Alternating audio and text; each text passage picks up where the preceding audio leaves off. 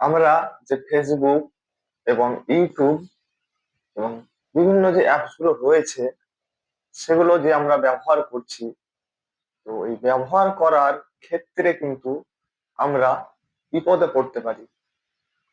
কেন? কারণ ধরুন আপনি কাউকে বাজে কুমন্তব্য করেছেন, ফেসবুকে আপনি কাউকে বাজে কুমন্তব্য করেছেন। তো যে সাইবার অপরাধ, সাইবার ক্রাইমে যে নিয়মগুলো রয়েছে, সেই নিয়ম অনুযায়ী কিন্তু আপনার 10 থেকে 12 বছর জেল হতে পারে এবং আপনাকে মামলা মিটিয়ে বাড়ি আসতে হবে। আপনি ধরুন ফেসবুক চালাচ্ছেন, তো আপনি ভিডিও দেখছেন, একটা ভিডিও বা একটা ছবি একটা মানুষের ভালো লাগতেও পারে অথবা না লাগতেও পারে, এটা স্বাভাবিক বিষয়। তো ভালো লাগা না লাগার ক্ষেত্রে আপনি কিন্তু খারাপ মন্তব্য করলেন, নোংরা ভাষায় অশ্লীল ভাষায় একটা বাজে মন্তব্য করে দিলেন। সেই মন্তব্যটা, সেই কমেন্টটা কিন্তু সবাই দেখতে পাচ্ছে।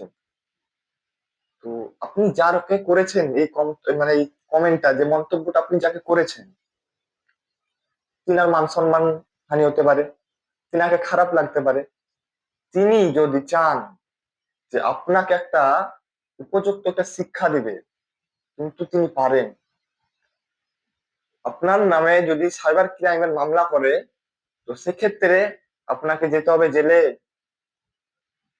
তাই আপনাদেরকে বলছি যে এই বাজে মন্তব্য এবং কুরুচিকর মন্তব্য থেকে আপনারা দূরে থাকুন।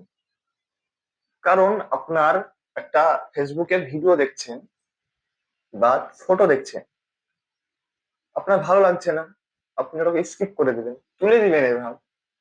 কিন্তু সেক্ষেত্রে ভালো না লাগার কারণে আপনি কি বাজে মন্তব্য করে দিবেন?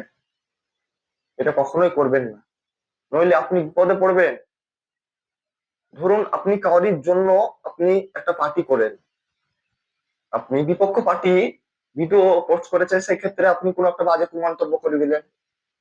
তখন কিন্তু আপনি যার জন্য যে কমেন্টটা করেছেন তাকে কিন্তু তুলবে না, চিনবে আপনাকে, কারণ আপনার প্রোফাইল থেকে একটা বাজে কুচুকর মন্তব্যটা গিয়েছে। তাই যার জন্যই করুন, আপনি নিজে থেকে সাবধান থাকুন। যার জন্য করছেন তাকে দেখবে না, আপনাকে দেখবে। তখন কিন্তু কেউ আপনাকে উদ্ধার করবে না, নিজেকেই মামলা মিটিয়ে বাড়ি ফিরতে হবে। তাই এই বিষয় থেকে আপনারা সাবধান থাকুন, সঠিকভাবে ব্যবহার করুন, নইলে পরবর্তী সময়ে আপনাদেরকে তো বিপদে পড়তেই হবে, তার সাথে সাথে নিজের ফ্যামিলিও বিপদে পড়বে। তাই আপনারা সঠিকভাবে ব্যবহার করুন, যাতে সমস্যা না হয় এবং কাউকে কোনো নোংরা অশ্লীলতা, বাজে কুরুচিকর মন্তব্য থেকে আপনারা দূরে থাকুন, যাতে আপনারা কোনো সময় বিপদে না পড়ুন। ভালো থাকবেন।